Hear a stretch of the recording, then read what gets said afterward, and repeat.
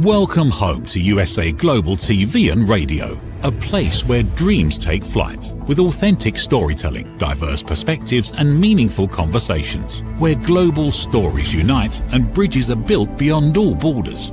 Discover world-class education, entertainment, hope and inspiration. Together, we're building bridges worldwide.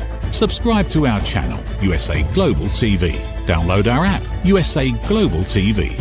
Be our guest or join our team. Visit usaglobaltv.com.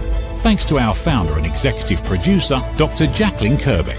Music score by Yeffy Tang from Cloud Road Music.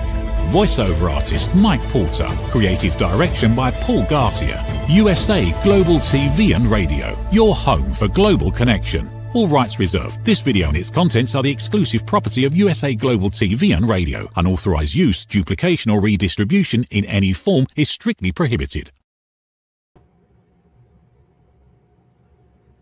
Have you ever stopped and thought, I'm not the person I used to be?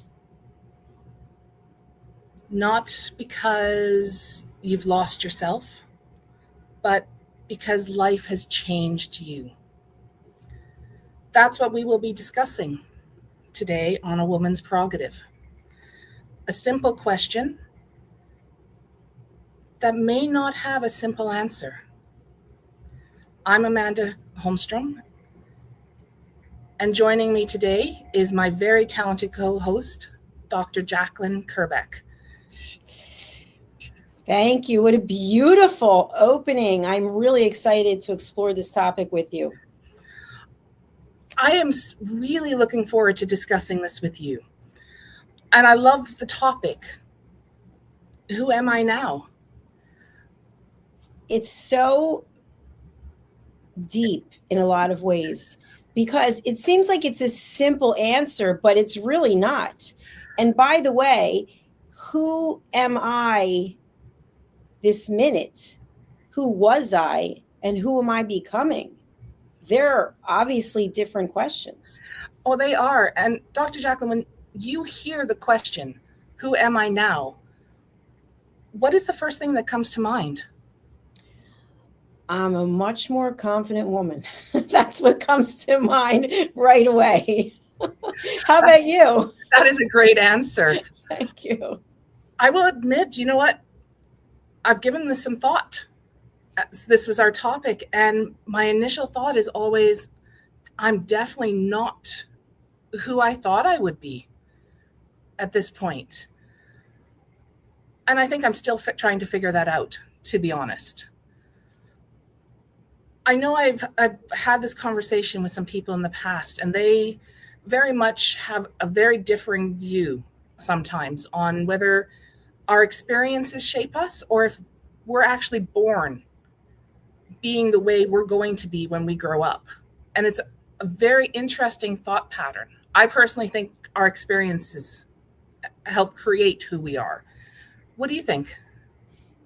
I think we could get people on either side of that conversation because many people do believe everything is predetermined and we're just playing a role and our soul is on a journey. And then other people believe that what happens to us is based on the choices that we make.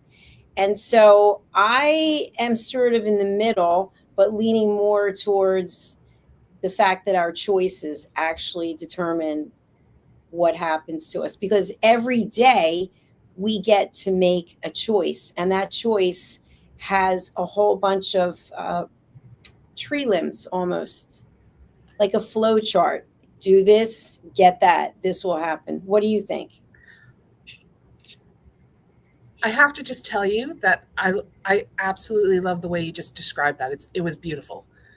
And your tree imagery actually made me think one of the images that I love, and I have it all over my house, is the tree of life with its deep roots and the branches going all over the place. And I have to agree with you. I don't think we're born being who we are. If that was the case, I definitely would not be where I am today. But I think all our experiences, the people we meet, the places we live, the work we do, all adds up to shape us. And at any moment, that can change. You could have this one moment that will completely change who you are. And it doesn't always have to be a big thing. It can be a very small thing. It could be a change in career, or that's not always a small thing. Or as an educator, that could be that I'm suddenly working with a new grade the next year. It doesn't seem like a huge thing, but it can completely change who I am in the classroom. But that also makes me think about the different roles that we play and how much of our identity comes from our different roles. Broadcaster, mom, wife, girlfriend, friend. What do you think? I think that each of the roles, each of the hats that we wear actually has an impact on our journey. And I think it enriches us. And sometimes we might feel like it depletes us, but I always feel like there's a lesson. And I know there are people in the world who really believe that they are not the master of their destiny, that other people are the puppeteers and controlling them. But I don't believe that. I mean, unless, God forbid, you're kidnapped or locked away and you don't have any ability to make a change. We all have the ability to make choices. And so normally I don't do this, but I'm going to bring up a comment because it's an interesting one from God's a Lie. Rich people determine what happens to us. Now thank you for sharing the comments. And so we practice elevated listening here, which means that we don't judge. But basically, my interpretation of what this person is saying is that people with money are going to determine what happens to the people who don't have money. And I don't agree with that. I don't agree with that at all. And I really believe that we have a major role in our destiny based on our mindset. Are we practicing gratitude, affirmations? Are we seeking peace? Are we looking to help others? And also, what is it that we're passionate about? Are we passionate about judging other people? Are we passionate about putting negativity into the world? Then that's what's going to come back, in my opinion and my experience. What are your thoughts about the comment? First off, I want to say thank you for the comment. Absolutely. I appreciate it. I love when our viewers take part. I don't fully agree with the statement. I can understand where, yes, those who are in positions of power with money can control parts. They own a lot of the jobs and the businesses, and so I can understand that. But at the same time, they can't control me. They can't control, as you said, how we look at a situation, whether we look at it positively or negatively. They can't control whether we decide we don't like this job, I'm going to go get a new one, or I'm going to go back to school because I want to do something else. I do believe people only have as much control over you as you allow them to. And this comes down to comments that people might make. I know I've had this conversation recently that if you're in front of people, right? We're broadcasters, so we're in the public eye, which means people have the ability to make comments, whatever comments they may like. How I react to those comments is completely on me. Nobody else can control that.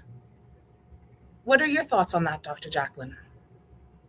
I know people who are billionaires and they're not controlling me. Yeah. They're living their lives, they're making their choices, they're doing the things they're doing. Now, people could say, oh, people who are running major corporations or people who are running countries, that they have this power. Of course they have the power, but we have the power of how we're going to deal with whatever it is that has been determined, rules, policies, etc., how we're going to show up and how we're going to deal with that.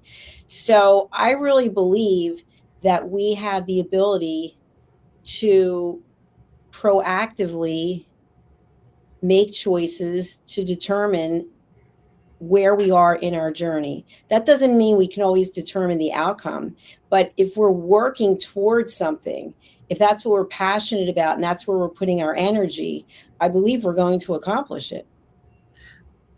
I agree 100%. And that goes back to last week's episode of that trying or not trying, and how there is no such thing.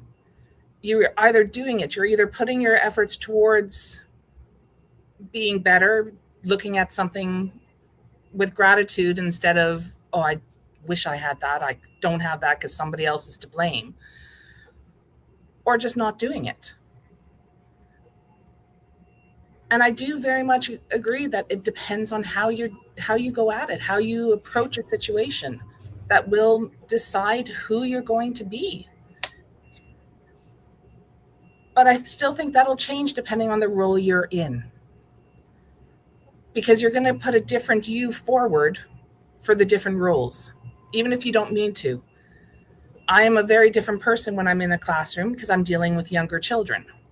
Whether I'm in a substitute role or a teacher role or assistant role will all depend how I approach that situation. But and that's the catch. That's what I do. It's not who I am. And very often those two get confused. So yes, I'm different in each role, but it just does not change who I am. That's right, because we're multi-dimensional people. So we're capable of wearing many hats and filling in many roles, meaning that we have to make choices in all of those. But when we look at who are we now, and even if we started with who are we, typically we start with what we do. I do this, I do that, or we give adjectives. I like to this, I am happy when I'm doing that. So is that really the answer to who we are? It is a very deep question that I think takes a lot of thought. And there's actually a movie, and I saw just clips from it recently, and I think it was called Anger Management with Jack Nicholson and with Adam, what is his name? Adam Sandler. Thank you, Adam Sandler. And in there, Jack, I guess, is running this anger management group and asks Adam's character, who are you? And he answers with, typically what we would say. I'm a broadcaster, I'm a business owner, I'm a fitness fanatic. But is that who we are? And so in this clip, Jack's like, no, that's what you do. Well, I like to do this. And no, that's what you like. They're your hobbies. So where do we actually start with, who am I? Who are you? And that's a great, and you have to catch yourself, just like I did, where I was going, oh, no, that's what I do. Because you're right. It's such an easy trap in a way to get caught in, because, who are you? Oh, I'm this, I'm a mom, but who are you? And I have to wonder sometimes if who we are is defined by our past as well, which I do believe, because you're a product of your experiences and the people who come into it. But are we able to actually lose some of those labels as we grow, as we expand? Or do those labels, do they follow you through life and they stay? I grew up in a lower income home, and there were a lot of labels put on us. I would hope none of those labels would follow me through life, because I'm not that little girl anymore. But it's a strong question, and I don't know if there's an answer for that, because it would be up to everyone to decide themselves. Is that label still who you are? I feel that when we ask the question, who am I? The immediate response is, I am. That's what it would make sense. I am. But what comes after I am? And then if we look at who I was, I'm not that person anymore. And sometimes we are defined by terminology, by situations that we didn't ask to be part of, that people label us. When I was growing up, people called me a dumb blonde. And I'm very intelligent. I'm not just saying that, but I'm not a dumb blonde. I have blonde hair, but people thought, hey, that's funny. That's really humorous. And I remember in my corporate career, as a grown, mature woman, we were playing something called Two Truths and a Dare. Have you ever heard of that? I have, yes.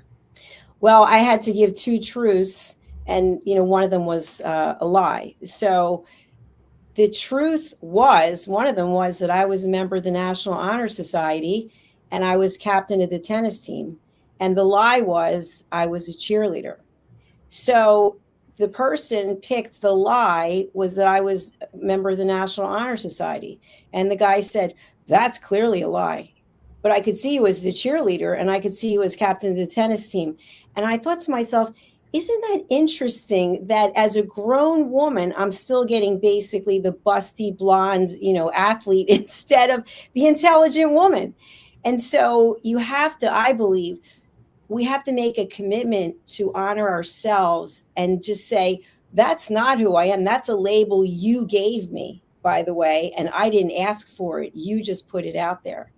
So I think in order to determine who we are now, we have to accept who we were, the good and the bad, but also reject what was put upon us that is not actually and was not actually correct.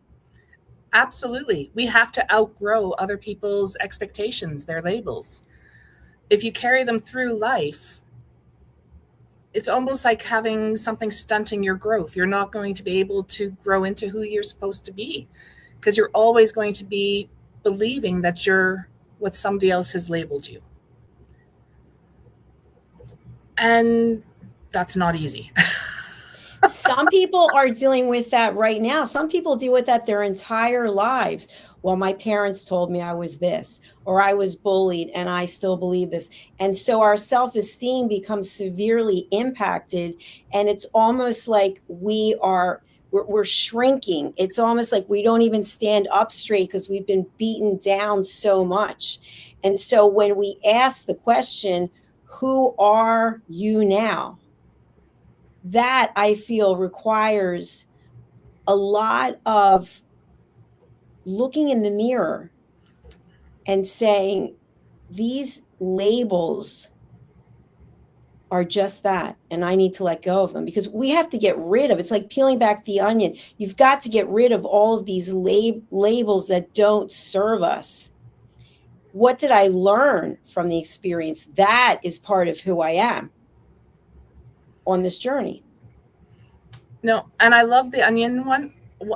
One of my favorite movies is Shrek, the very first Shrek movie, where he's explaining that he's like an onion, or Donkey is talking about being an onion, and the different layers, and how as you peel away, there's still more layers, and you're multifaceted. You're not just one thing. Nobody is. We all have multiple layers, and it's scary. I'll admit, it's scary to look in the mirror and go, who am I? Do I like who I am? Would I change anything? Or am I happy and I don't want to change a thing and I'm going to be the same person for the next 20 years, if possible? And it's not an easy thing to look at. There's nothing simple about that. And I'll be the first to admit that sometimes I look in that mirror and I'm like, what have I done? What have I actually accomplished? And sometimes it's that little voice in your head of somebody else going, oh, well, you really haven't accomplished much. And I would just give up now because you're not going to accomplish anything. You're not smart enough. People say all kinds of things. And unfortunately, it's the negative labels that often stick, that they are the hardest to get rid of. And you have to make that concentrated effort to go, no, I am worthwhile. I am smart. Go away. And that's not easy to do for a lot of people. And they get stuck in a rut where that's what they hear. And when they look in the mirror, that's what they see. But sometimes it only takes that one moment to give you that belief that I am worth it. And that can be a game changer. That one moment can change everything. And it's different for everyone. That moment will always be different because it'll be geared to the individual and nobody is ever the same. One thing that stands out for me is the word evolving. Who am I? I'm evolving. So I'm not stagnant. I'm not set in the past, and I'm not so focused on the future, but I'm evolving in this moment. Yes. Can you think of one moment in your life that, and it can be gradual, it doesn't have to be gradual, it could be a bang. Can you think of something in your life that changed who you were?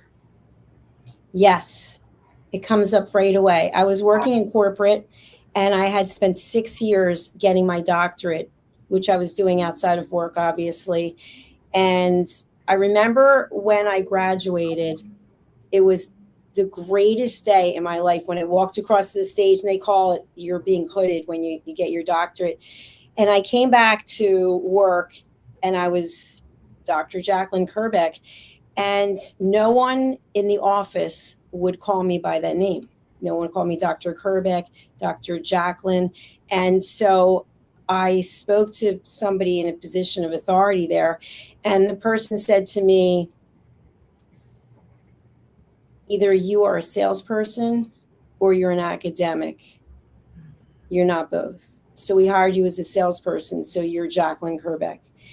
And I will never forget that. And fast forward, when I started having a radio show out of New York and then a TV show, I trademarked the name Dr. Jacalyn. And you can see my Dr. Jacalyn around my neck. And that was the moment in my life when I thought to myself, no one can take away my accomplishment of the doctorate and the fact that it wasn't fitting in corporate, and I retired in 2020, and now I've made a business out of something that was so important to me that meant nothing to the people that I worked with.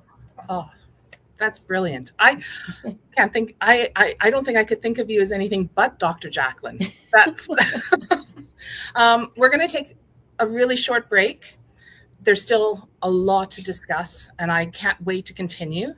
And when we return, we're going to discuss how the people we meet or the world around us help shape our identity. So we'll see you in a little bit, and we'll continue discussing what am I now? What if many of the problems we associate with aging are not random? What if there are identifiable causes behind declining energy, chronic disease, and memory problems? We have been told that aging is simply something we must accept, that slowing down is normal, that growing older means growing weaker. But what if that's only part of the story? Why do some people remain active and engaged well into their later years? Why do others struggle with disease, fatigue, and declining health? What is happening beneath the surface? What processes drive aging? In Aging Sucks, researcher, educator, and author Red O'Loughlin explores what researchers have discovered about why we grow older. No medical degree required, no confusing jargon, just clear explanations of what researchers have discovered about the processes that influence aging. You cannot stop aging, but understanding its causes may help you make better decisions about your health, your future, and your quality of life. Because understanding comes before action. Action creates hope. Aging sucks. End the guesswork. There is hope.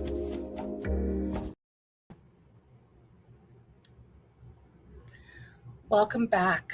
We are discussing the question of who am I now? I'm going to bring back my co-host, Dr. Jacalyn Kerbeck, and we are going to explore how the people and the world around us help shape who we become. I'm so glad to be back from the break, and congratulations to Red O'Loughlin on his new book, Aging Sucks. Brilliant book. Absolutely fantastic for him. I'm so happy for him. I'm looking forward to continuing our discussion on Who Am I Now? And during our previous discussion before the break, something that kept popping into my mind while we were discussing the events that can shape us, or the fact that we're all onions with multiple peels, was that in a lot of those circumstances, there are people involved, or there are things in our world that help shape who we are. And I wanted to discuss, you were telling the story about your coworkers, and one of the things that shaped that when you got your doctorate and you were Dr. Jacalyn, and nobody would acknowledge that because that wasn't the role you were in at the time. But it was enough of a catalyst to make you go, this isn't what I want anymore. I am Dr. Jacalyn. That's right. So people having a role. And for many of us, those people can be your parents or your grandparents, teachers. And I thought we could discuss that a little bit. I know for myself, my grandparents played a humongous role in who I am today. And I have to thank them for a lot of the values that I hold dear and that I've passed on to my children. And they had a large part in making me who I am, not what I am, but who I am and how I value how we treat people. Because that was a lesson my grandmother always drilled into myself and my siblings, was we are we are. I can't remember exactly how she phrased it, and I wish I could, but we are who we are when we treat somebody a certain way. So if we are going to treat people as if they don't really matter, that reflects who we are. And I know this is a discussion that we've had before, is the importance of treating people nicely. And in my job, that is one of the first things I teach, is that our job is to treat people in a way to go, what can I do for you? How can I make things better for you? And that has evolved as more people come into your life and affect things. But it's a matter of being able to acknowledge that the person I am is thanks to these other people. When you started on your journey, Dr. Jacalyn, to become the listening mentor and develop your elevated listening courses, was there any one person that stood out as your biggest support, or kind of led you towards doing that? It's actually interesting because there is someone who led me to do that, and that person is not in my life anymore. It's people come in and out of our lives, I believe, for a reason, for a season.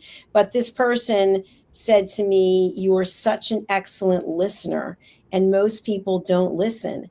And so throughout my life, people have told me things that they wouldn't have told or didn't tell other people. And so I would always put it, I call it in a lockbox, and I just keep it locked up. And it's still, I have all these secrets and information that people have given me over the years. But that's how it really started, was someone saw that in me and said, this is really it's who you are. You are the listening mentor. So I went ahead and trademarked that also. And it's a brilliant program. And I love speaking with you because you listen so well. But it's amazing how that one person can make such a difference on who we become. And it can be anyone. I remember a few years back, I was just taking a walk. We were visiting home, and I had somebody who was struggling to get across. It was an older woman who was struggling to get across the street. And I just stopped and I went, "Do you need a hand?" "Oh, no, I don't. I'm going this way. I'd love the company." So I ended up taking her across, and we walked for a little bit. And she was telling me all these little stories as we were going to her destination. And we got there and she was like, "I'm so sorry for pulling you out." And I went, "No, I was just out for a walk anyway." Looking at the time going, "Ooh, I'm a little late to where I was supposed to be." But she made the comment going, "Thank you so much for helping and for listening." And she made a couple other comments, but I just went, I like that. And I want to continue being that person. And it wasn't a big moment. I've never seen her again. I truly hope she's well. But I liked how I felt. And that was a moment to go, yep, I'm going to continue doing this. And it was a big moment. It wasn't a big thing, but it was a big moment in my life. And it just made me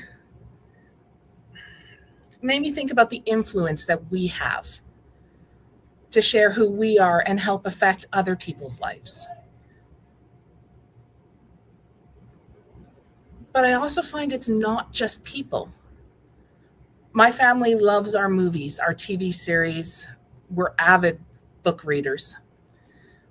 And I do find that some of the characters, some of the stories have had a very profound effect on who I've become. Have you ever found that? I think we're really a product of our environment. So what we read, what we watch, who we associate with, absolutely. I remember I was about 12 years old and we had just moved to a new city. And I took a book I took 3 books. It was a series out of the school library that I had never read before. And it was all about a girl who wanted to be a knight, but was being told she couldn't because she was female. And I remember reading this series and the effect that it had on me. And I will completely admit, I still have the series, not the one I borrowed from the library. I've had my own since then. And I still reread this book because I love the strong character, and it made me want to be stronger. And it actually helped me overcome some of the hurdles or some of those walls that you come up against that you're going, oh, I just don't know if I can do this, right? It's that whole trying thing. But this character actually gave the strength to overcome some of those hurdles and helped me become who I am today.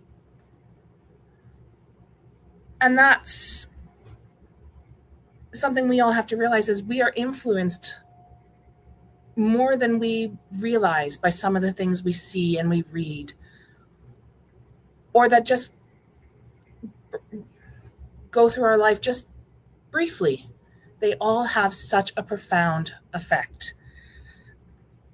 And it's a question we come up against a lot these days, is that can entertainment shape our values,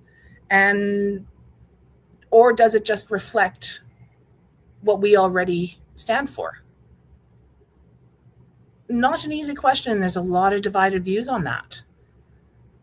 Do you think that entertainment today is based on our values, or does it help build them? I would say this. I know for myself, I was never a big Instagram person, but I am on Instagram and I have learned quite a bit about things I had no idea about. Even people in the United States who are A-list celebrities, entertainers, you get to see a different side of people since the pandemic, and really everyone is now approachable. It started back with the Clubhouse audio app where you might be in an audio only room with sitting next to, it could be whomever, king, queen, doesn't matter. And we ended up being privy to contacting people that we never could otherwise. So on Instagram specifically, there's a lot of things that I am able to learn that I otherwise wouldn't know anything about. That doesn't mean that I take it in or that I am changing what I believe, but I shared this before about ignorance. And it's something that Grant Cardone shared. I don't have the quote right here, but ignorance, it's basically rejecting things before you actually do any research. So when people put judgmental comments, it's coming from a place of fear because all they know is what they believe. And to open your mind and be curious about other things, that takes strength and it takes courage. And so to me, I feel like entertainment enables us to expand our minds, whether it's for the good or not. But we, again, I come back to the fact we have the ultimate ability to make a choice about what we'll allow in, what we'll incorporate, and what we'll just say, I'm glad that I learned that. Next. I love that. And I can't agree more. I want to thank you, Dr. Jacalyn, for our fantastic conversation today. I love our conversations. Is there a way that the audience, our viewers, can get a hold of you? And who would you like to hear from? Thank you so much. Yes. So as the president and founder of USA Global TV and Radio, I'm always interested in hearing from people who might want to have their own TV show. So my contact details are here in the notes. And if you're interested in being a guest on any of our television shows, you can go to our website, which is usaglobaltv.com. Thank you for having me. Thank you, Dr. Jacalyn. Today we explored the question, who am I now? And we discussed what seemed to be a very simple question, but it turned out to not have a very simple answer. Who we are is shaped by the people we've known, the experiences we have, and sometimes by a single moment. Perhaps the answer of who am I now isn't something we discover just once. Maybe it's meant to be an evolving question, and that we're meant to keep asking it as we grow. Thank you for watching A Woman's Prerogative. Please subscribe to our 2 YouTube channels, USA Global TV and Radio, and Dr. Jacalyn Kerbeck. I'm Amanda Holmstrom. I'm the founder of Silver Rose & Co. I work with schools around the world to work with the students to create healthy habits, social confidence, introduce life skills, public speaking, etiquette and manners, and to help students build confidence both inside and outside the classroom. To learn more, please visit my website at silverroseco.ca. You can also find Silver Rose & Co. on Facebook, YouTube, and Instagram. And please connect with me on LinkedIn. I'm under Amanda Holmstrom, HOLMSTROM.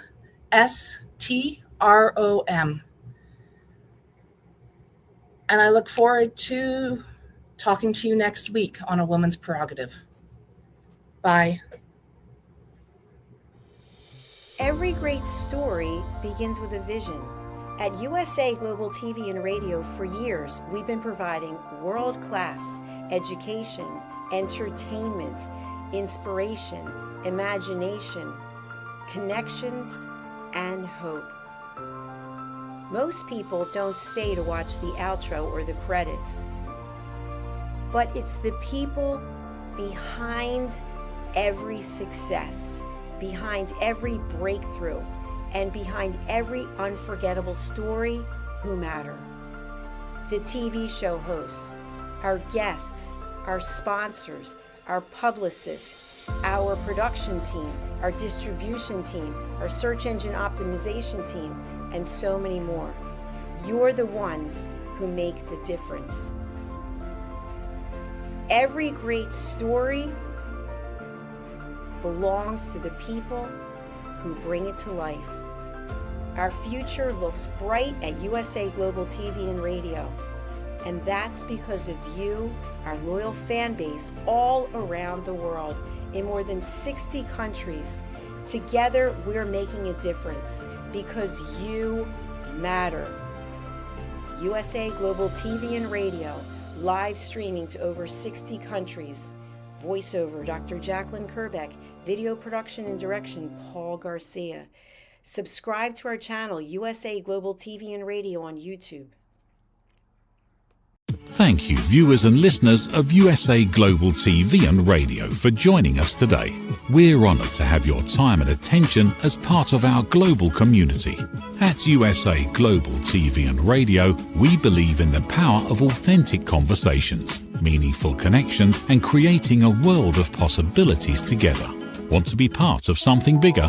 Join our team of elevated listeners at usaglobaltv.com, a space where your voice matters and your ability to listen transforms relationships. Stay connected with us across all our platforms for thought-provoking discussions, expert insights, and empowering stories. Subscribe to our channels at youtube.com/c/USA-Global-TV. Follow us on social media and explore the endless opportunities we're creating for growth, learning, and inspiration. Together, we're not just broadcasting, we're building bridges and changing lives one conversation at a time. For inquiries, contact us at info@usaglobaltv.com. Produced by Executive Producer and Director Dr. Jacalyn Kerbeck. Voiceover by Mike Porter. Creative direction by Paul Garcia. All rights reserved. Visit usaglobaltv.com to view our full terms and conditions.